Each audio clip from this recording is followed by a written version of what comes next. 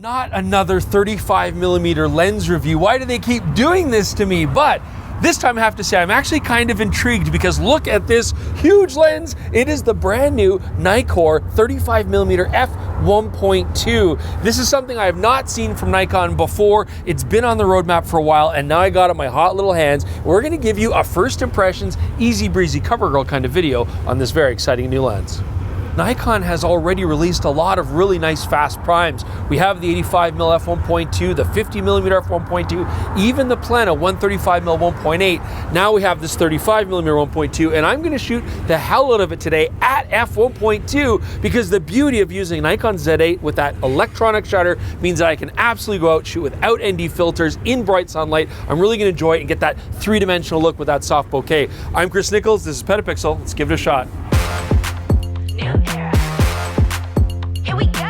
Now this lens is absolutely pre-production, that's why this is just a first impressions video, so we can't shoot test charts or anything like that, but there is a lot of stuff that we can look at, so I promise you're gonna get a lot of good information out of this first impressions video. Hit the lights, here I go, go, go. I make the rules, I run the show. Get ready, get ready, get ready for it, get ready. I'm in my new era, I'm back, I'm better in my new era, I'm back, I'm better in my new era,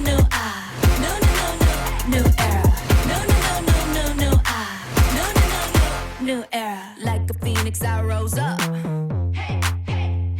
Can't keep me down, I glow up. Won't stop me now, I show up. I'm on fire, flames going higher. I'm in my new era. I'm back, I'm better in my new era. So make no mistake, the 35mm 1.2 is a big lens, but that makes sense because it's got such a big bright aperture. It's very similar to the 50mm 1.2, feels very similar. Got an 82mm filter thread here on the front, nice big manual focus ring, turns smooth, customizable buttons and a customizable control ring as well. We don't have a display or anything, just autofocus versus manual focus selector switch, and of course it's an S-series lens, so it's gonna be built ruggedly, fully weather sealed. It does weigh a bit though, it's 1,060 grams, so let's just call that half a knocked, but on the Z8 here walking around, I'm finding it fairly well balanced. So we've got this really nice bright sunny day today, which is a good opportunity to test flare characteristics on the new 35mm 1.2. And I'm especially curious because this thing has all the coatings. We got an Arneo coat, whatever the that means. We got a mesomorphous coat, whatever the that means. We got nano crystal coating. Crystals are pretty, and so this should hopefully prevent flare problems. Now what I'm seeing here is actually very good contrast, even when shooting towards bright sources of light. It's handling that well. Wide open, I'm not really seeing a lot of ghosting. When you stop down, you see a bit, but I would say that with all the coatings in here, coatings are good for flare because we're really getting very good results. And I also wanted to test sunstars because honestly, I haven't seen a lens recently with nice sunstars until now. As you can see here, there's actually quite beautiful, distinct points to each of the stars. You get a lot of them, it's quite dramatic. So I like this lens for shooting towards the sun.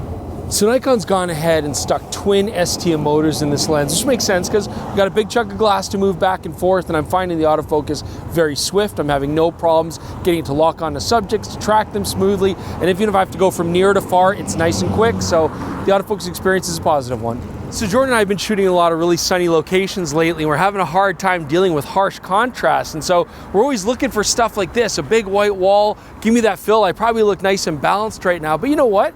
I can't fold this wall up and put it in my bag and walk with it. I can't move it. I can't change the angle to the sun. I'm on private property and on a parking lot. They might kick us out at any moment.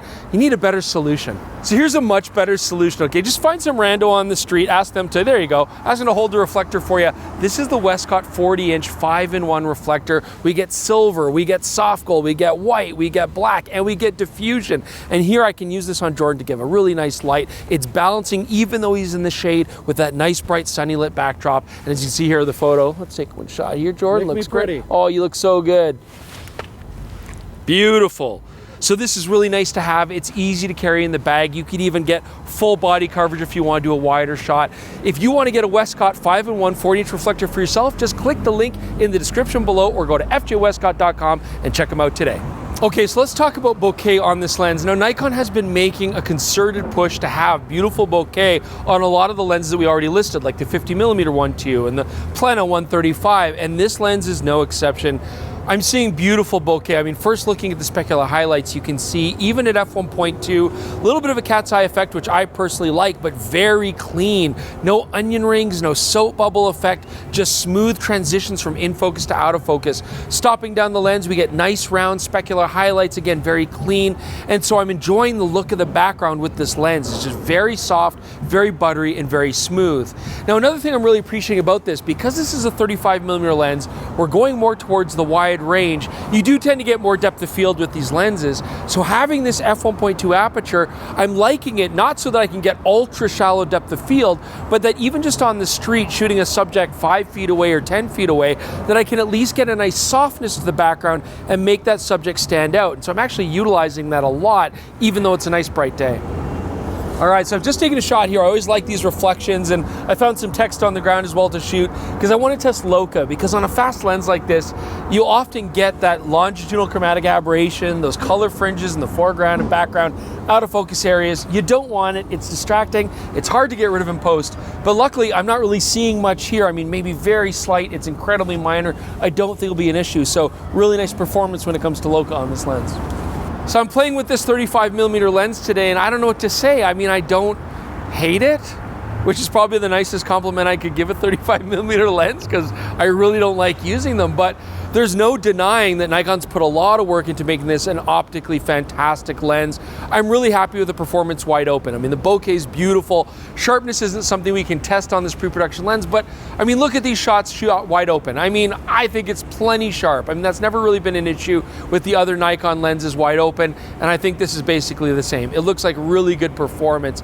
I like the flare characteristics. I mean, it's very nice to shoot with, just beautiful transitions from in focus to out of focus. I think Nikon have done a really good job of making a good optical performing lens. But as much as we can't deny that it's a really nice lens optically, we also can't deny that it's a pricey lens, and that makes sense. You're paying for that f1.2 aperture, and you're paying for fantastic optical performance.